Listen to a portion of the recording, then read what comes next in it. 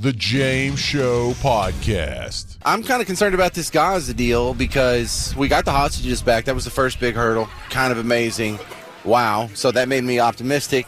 And then being passed around yesterday on social media were videos showing now that Hamas is able to come out from their underground tunnels and they can come out of hiding in their bunkers or wherever they've been stealed away for the last 2 years. They can finally take over in public in the streets. They rounded up a bunch of people that were suspected of working against Hamas, zip-tied their hands behind their back, put them on their knees in the street, and then summarily executed them. It looked like a video from the Khmer Rouge in the 70s. It looked like it wasn't even... It looked like a movie. It did not look like it was 2025. And it's barbaric, actually, is what it is, and it's kind of shocking. And a lot of people have already, sort of pieced together the immediate political arrows that you can throw at your opposition here. For all you people who are concerned about the well-being of the Palestinian people, you don't care when they're killed by Hamas? Oh, okay. There's no raging, upset tweets. There's going to be no protests in the streets. You're not going to change your profile flag or the name in your profile. They like to stick flags in there. No big lectures about that.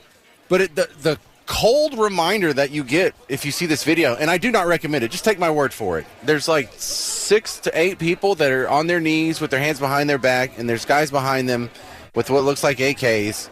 And when someone says, "Ah!" and then they all start shooting, and then you see people die in front of your face. Like, you're human beings. If you see that too much, it will have a negative effect on you. So I don't recommend seeing it. But one of the best responses I saw to this was Michael Rappaport. You know Michael Rappaport from True Romance, or just he's been in 1,000 things, that guy. He was in Breaking Bad too. Did you see that? Anyway, this is him. And again, I almost ran out of beeps in the Audiotron 3000 editing this down. But he makes some good points. Where are the activists when they see this? This is just after the last living hostages who have been held in captivity by these animals was returned to Israel. These gorilla animal savage, dumb, cave, barbarian, violent, raping, murdering, kidnapping, pedophiliac, sick were killing their own people in the streets of Gaza. Where the are you at, Mark Ruffalo, John Cusack, Javier Bardem, Greta Thunberg? Look for it. Look at it yourself. All you lowlights on these college campuses, all you fake reporters, look what the you're screaming for. This is not fixable. Man, I love it when he calls these people out by name. Yeah, Mark Ruffalo, where are you at on this one? Javier Bardem, John Cusack. But I want you to think in your own little circle, in your social media, who has been running their mouths in your orbit, in your Venn diagram. Is it like your sister-in-law or your brother-in-law's wife, which I don't know if necessarily counts as your sister-in-law? Or is it that one cousin that you have that's a little bit younger than you? Or is it like a niece that just finished her second year at some overpriced university and she's fallen for it, hook, line, and sinker? There's someone you went to school with back in the day and they were always a little weird, but now they've gone crazy because of Trump derangement syndrome. Because I'd like to point out this exact same hypocrisy that Michael Rappaport is pointing out for all the big names out there. I want to point to all the little names, all you kids who are camping out on your college quad a couple semesters ago on behalf of the people of Gaza. Did you see this video? Do you know this is what you were supporting? Did you know this is the culture and the type of people and the values and the mores that you were supporting? Do you ever actually camp out in the quad on your college campus for people who don't execute their own citizens in the street? Do you think they got their due process? Did you think they got their full complement of human rights? Where they got their Miranda rights and they had a court-appointed lawyer if they couldn't afford one for themselves, and they got full discovery of evidence and they got a right to rebut their witnesses, and then they were found guilty by a jury of their people? No, not all cultures are the same. Not all systems of governance are equal. Some of them come up with better results than other ones. Some of them are a little more respectful of human rights than other ones. So this is what you were defending. You cool with that? There's another viral video that went, I was thinking about playing it for you on Friday's show, but we were having too much fun, and I didn't want to bog it down. But there's a guy in England, and he's just doing his little man on the street interviews, and he has some African immigrants. And you can tell they're African immigrants. I'm not being racist or anything here. You can tell by their accents, and you can tell by what they're about to come out of their mouth. They are from a culture that is not like ours. They are from a culture that does not have the same respect for human rights, especially women, as ours. And if you import them ad nauseum, there are going to be negative consequences borne about by the least among us. Check out this video where the simple question he asks these three men: do you rape girls? That should be a no, right? Wouldn't you say that? You rape girls? Some of us, yeah, some of us. Do you know how many times you've done that? How many times have you raped girls? I did it maybe 2 or 3 times. I did it once. I did it 4 times. One of us pretends as if he's a nice guy. He wants to get her number or something, and you would grab her and say, hey, shut up. Surely she shouts, no? No, we tell him that. We make sure when she doesn't. When you scream, we tell him that when you scream, we're gonna kill you. Yeah, she will stay still. She will never scream. He grabs the legs, both of the legs. I grab the hands, and then he deals with the clothes, Yeah, and then we go one by one.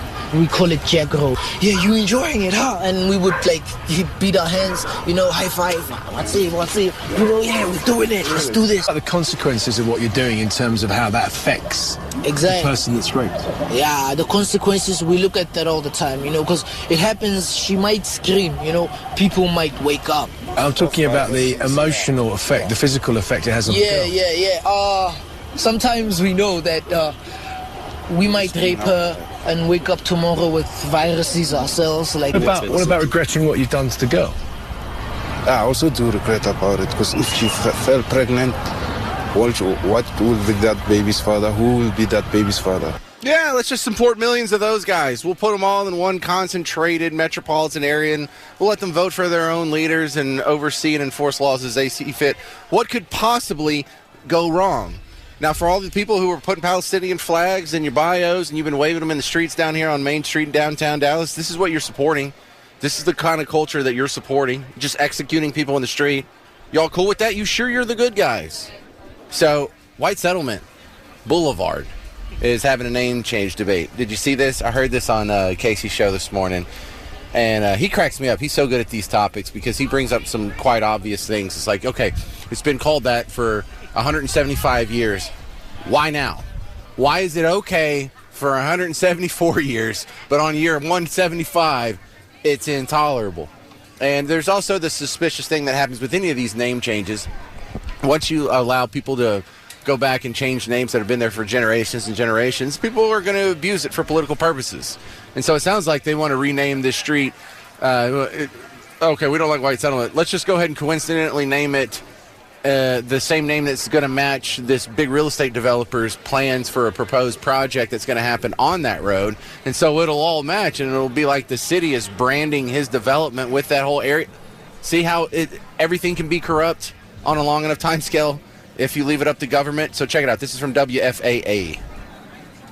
It's a name that makes people stop and think. White Settlement Road. It cuts across Fort Worth's west side, but soon it could have a new identity. White Settlement Road is it's not palatable, but it makes people ask questions. That thought-provoking name stretches past small businesses like this one. With Fort Worth having such a strong cowboy culture. Run by 2 Native American sisters. I would believe that there was a better reasoning to it, I guess. Who see it as more than just a sign on a street. The only way I would want the name to be changed, if it were changed to something that actually honored Native people. Leaders are expected to vote next week on whether to rename it West Side Drive. The road name goes back more than 175 years. Historians say it's named after a so-called white settlement among native villages.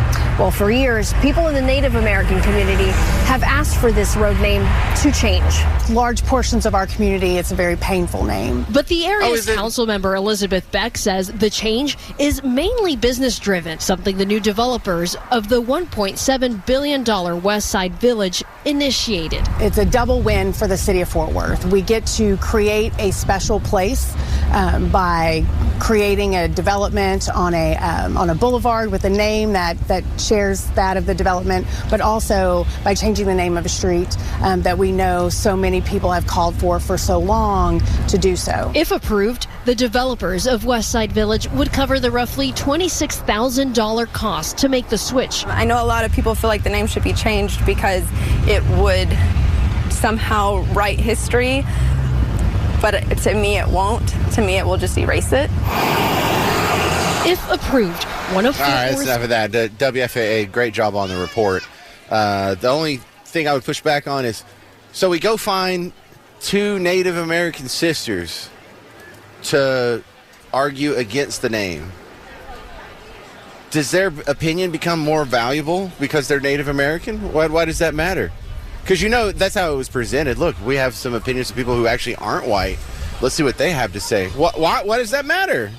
What if a white person said the same thing? It wouldn't hold as much weight? That's interesting. That's a nice little casual, benevolent form of racism there. But also then the sisters themselves, they're like, well, we would be for the name change if it was something honoring Native Americans. Okay, so naming a street in a way that honors Native Americans, good. Naming a street in a way that honors white people, bad. Okay, sounds like you're just racist against white people. It sounds like you're not actually against racism or people's racial sensitivity. Oh, God, it's going to... stop it with your microaggression garbage. You're just a racist against white people. You hate white people. We get it. I know that's what all the cool kids do. I know your college professors taught you that's cool. I know it's in every Netflix show now. But I don't think it's cool. I would like a little consistency from the anti-racism crowd. You see racism against white people, call it out too. Oh, no, you perpetuate that. Oh, okay, I see. So let's talk about this name change, because the name change, we know it's not isolated to this street. I got it. We've seen it happen to other streets. We've seen them take down monuments. We've seen them rename universities and hospitals and schools. How many schools have been renamed now? But the one in the pro sports, it gets a lot of attention because it's probably the most visible. They had to change the name of the Cleveland Indians to the Cleveland Guardians. Why is that bad? Why is naming a team after Indians bad? You realize more than half of the states in the United States have an Indian name, including this one, Texas. It's a Navajo word for friendship. Oklahoma means red people in Cherokee. Did you know that? It literally means red people. But think of all these other names. They're not English names. They're not French names. They're not Spanish names. They're Indian names. Mississippi, Alabama, Tennessee, Illinois, Ohio, Iowa, Minnesota. These are all Indian names. The Dakotas, Indian names. Utah, Indian name. What are we going to do? We have to go rename all our states? It's silly. And it really just screams of anti-white racism that for some reason is not only accepted, it's just the norm. Like even in the standard reporting rules that you have to follow for a journalist. Anti-white racism is just built in there. So white settlement, bad. But HBCU is good. Explain that. Explain why that's bad. Someone call in and explain to me why that would be bad. 800-288-9227. Now, I say that as a real challenge, but I don't think anyone's going to call. I wish they would, though, because that would be a fun conversation to have. Yes, Native American sisters. Let's ask the Native American sisters here. Why? Why them? What the heck do they know? Just anybody but white people. Why didn't they ask blacks in that case? Or Hispanics? Why Native Americans? Exactly. So, yeah, should we change the name of White Settlement Boulevard? No. God, no. I'm tired of all these name changes. Because I'm also tired of the history that they're erasing, or at least obfuscating. It actually exonerates you and makes them look bad. Because America didn't have a problem with racism. America didn't always support slavery. America didn't support Jim Crow laws and segregation. Democrats did. And these laws, these horrible laws in violation of human rights, only went into effect where Team Blue was in power. So they're trying to erase the ugly parts of history. And maybe you'll forget that the Democrats did all that. Because when they tear down the statues of like Nathan Bedford Forrest, do you know that name? That's the guy who's credited with starting the Ku Klux Klan.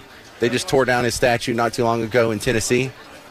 He was a Democrat. Like, he ran for office and got elected as a Democrat. You better tear that statue down. If you call yourself a Democrat today, you don't want people to see that. You don't want people to see all the horrible things Democrats have done throughout history. So then you go put up other monuments that whitewash the history. There's one like every 3 blocks in downtown Dallas right now. When's the last time you went to downtown Dallas and looked around? You're like, oh, there's a Martin Luther King quote with the waterfall. Oh, look, there's a statue of Rosa Parks sitting on a bench. oh, look, here's another historical marker where some fella got lynched 130 years ago. And they don't ever point out that Democrats made Rosa Parks sit in the back of the bus. Democrats were hitting Martin Luther King's protesters with dogs and water hoses. Democrats were the ones that were lynching people based on racial animus. No, that gets left out of the history. 800-288-9227. So, yeah, that's my thoughts on White Settlement Boulevard changing its name. Do you think they should change their name? Wesley Hunt, Texas congressman out of the Houston area on the James Show. Welcome, Wesley. And let's start with the first big question.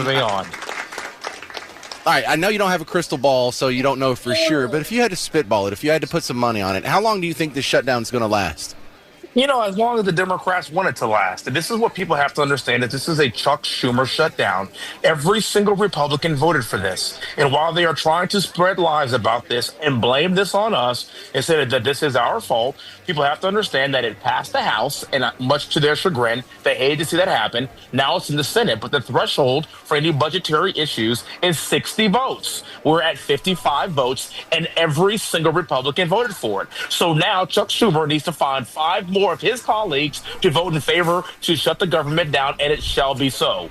Also, we're talking about a continuing resolution. That means that we simply keep spending at where it has been for the entire year for the next few months until we figure out a resolution and figure out ways to actually pass a budget. They have voted for this for the past 2 continuing resolutions this year. So now they're playing political football because they realize that Donald Trump continues to win. The Republicans have our act together, and then now they're trying to blame us. So when you ask me, when's it going to shut down? It's going to be when the Democrats feel enough pain to realize that they can no longer continue this charade. All right, so how does this work behind the scenes, Wesley Hunt? Is there alternative spending bills that people are debating on and that the rest of the public doesn't see? Or is it just really all or nothing? You either vote for this or nothing. Well, again, this is a continuing resolution, and I really pray that we hold our ground. I think it kind of is an all or nothing thing because it's a continuing resolution, meaning that where the budget has been all year, we keep everything at the same spending levels until we vote on the budget at some point in late November, December. That's all we're asking. Democrats have voted for this twice this year already, and it's passed overwhelmingly. So please understand that that's exactly what's going on right now. And really, you can't get anything done. And it's really hard to have secondary and tertiary order conversations like you're discussing, because at the end of the day, if you can't pass a continuing resolution, then what's the point of debating anything else in terms of spending? We are not going to fund health care for illegal immigrants. End of discussion. And that's exactly what they are asking for.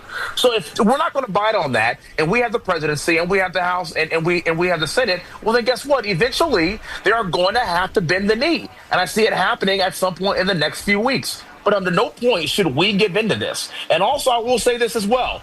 Right now, President Trump is finding ways to cut government bloat. Now, I'm not saying every single government job that's deemed non-essential is, in fact, non-essential. But we are now taking a fine-tooth comb to a lot of these jobs that the taxpayers should not be paying for, and they're not going to come back to work. And we're making government smaller. That's a good thing. All right, we're talking Wesley Hunt. He's a congressman out of the Houston area. And other thing I want to ask you about, what goes on behind the curtains here, is I saw that there was a bill that would pay the military, just something that was kind of carved off to the side, and the rest of the shutdown will continue, but in the meantime, our military will continue getting paid. Apparently that got shot down. What's the storyline behind that? I guess you had to vote on that recently. I did not have to vote on that. Actually, that's via executive order. The president said, well, how about we fund our military? And then now the Democrats are getting involved and saying that they want to block that because that actually hurts their agenda. And my guess is President Trump is going to get the victory on this because our military is certainly essential. So what the president is now doing is finding out, okay, well, if the government is shut down, what exactly is essential? I think paying our military is certainly essential. And if the Democrats are going to balk at that, then they have even bigger problems. Why a judge is trying to block an executive order for the president to pay our military just shows how deranged they actually are. But for them, it's an all or nothing game as well. For Chuck Schumer, it's an all or nothing game as well because his political career is on the line. Keep in mind, he has a threat of a primary from AOC in the future. And if he doesn't fight President Trump, and if he doesn't fight MAGA, well, then guess what? He takes a third L. So this is all political. And it's the fact that they can't even side and back paying our military, that's all you need to know. All right, Wesley Hunt, you've recently thrown your hat in the ring for the Texas Senate seat that John Cornyn is going to be defending in the next election. Why should Texas voters choose you over John Cornyn or Ken Paxton? Of course. Look, I am a freedom fighter. I'm an American. I was the first person in the entire country to endorse President Trump on November the 15th, 2022. I'm very proud to be an America First fighter. And I'm in my early 40s. I am a young patriot combat veteran, West Point grad, flew 55 combat air missions in Baghdad as an Apache helicopter pilot. My father, sister, and I all served. My brother and sister and I all went to West Point. I am somebody that believes in the future and the freedom of this country, and I am so sick and tired of career politicians. I believe in term limits. John Cornyn has been around for what will be 24 years. The first time John Cornyn got elected to office, I was 2 years old. When he became the Attorney General in 1992, I was playing Pop Warner football and Little League soccer. It's time for the next generation of leadership to step up, and that's exactly what I am representing. All right. Well, Wesley Hunt, it's nice to meet you on the James Show. We'll have to have you back on soon. Actually, have we had you on before? I feel like I know you already.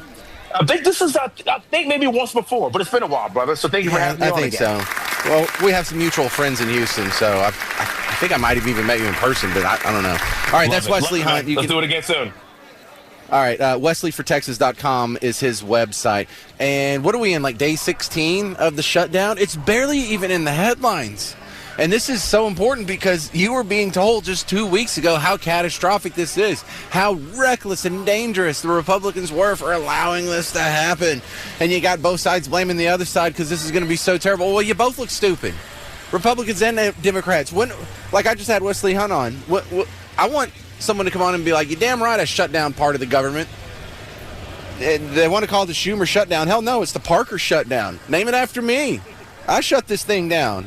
I'm the first person to actually put the brakes on this in your entire life. So, kind of a pox on both your houses. However, the hyperbole around it, let's not forget that.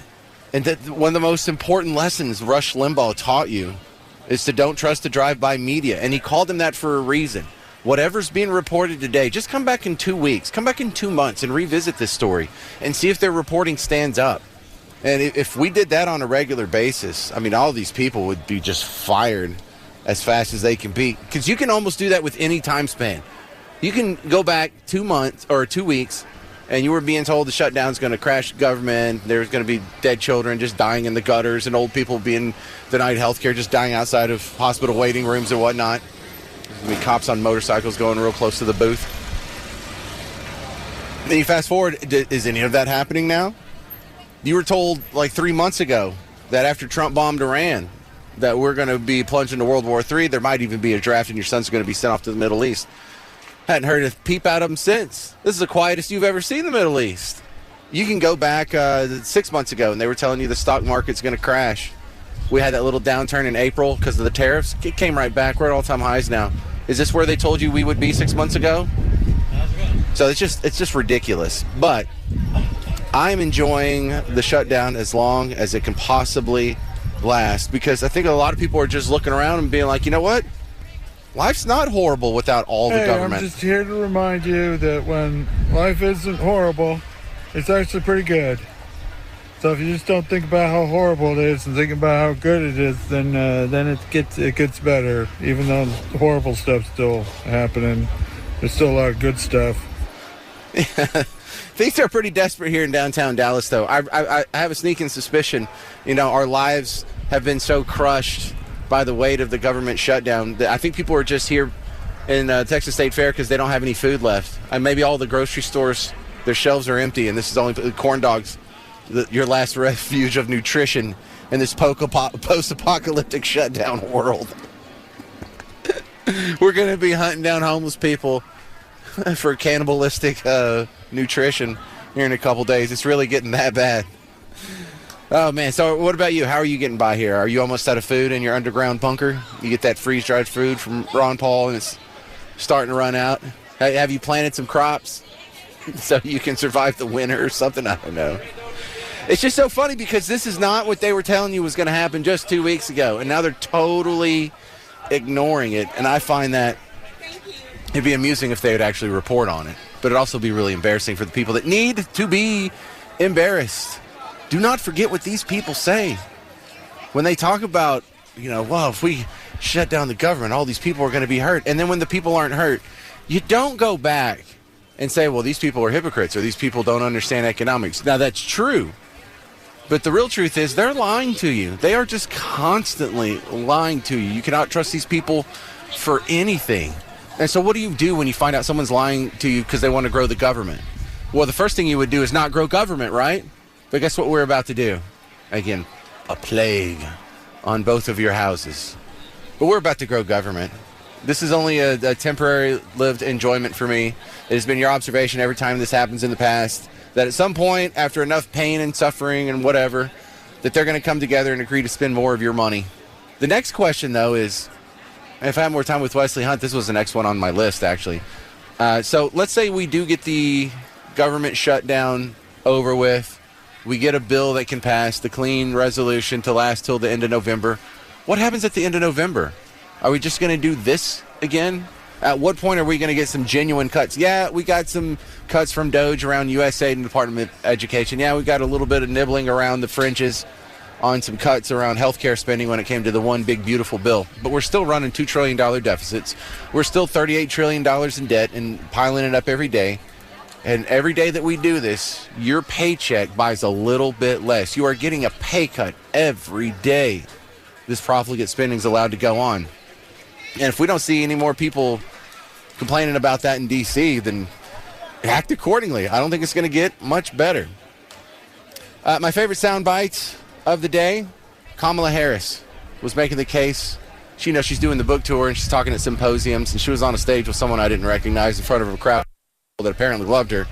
And she was trying to make the case that not only was she a good candidate, not only was she the best candidate last year, she's probably the most qualified candidate ever. It's about, yes, getting to know me and my background and what I've done, and the fact that I was elected district attorney for 2 terms as the first woman elected attorney general of the state of California. Ran the second largest Department of Justice in the United States, second only to the United States Department of Justice. I was a United States Senator, second black woman elected in the history of the United States Senate, and I was the first woman vice president of the United States. So there are those things that I needed to make sure that people knew. That is a decent resume, but go ahead. Well, some people have actually said I was the most qualified candidate ever to run for president. Yeah, most qualified candidate to run for president. Did you notice what I noticed? I think a lot of people might have. When she was going through her list of accomplishments, there wasn't one real accomplishment in there. Every one of them also had a qualifier attached to it. I was the first female. I was the first black. I was the first black female. So, first black prosecutor, district attorney, senator, whatever, vice president, presidential candidate. But did she actually name an accomplishment? Because, look, it's the difference in saying, like, I was quarterback for the Dallas Cowboys. Yeah, but did you win anything? Did you win a Super Bowl? Did you win a playoff game? Did you win the division? Were you even a starter? Were you even considered good? Just getting the job isn't an accomplishment. Just winning an election isn't an accomplishment. You actually have to do something to count as an accomplishment.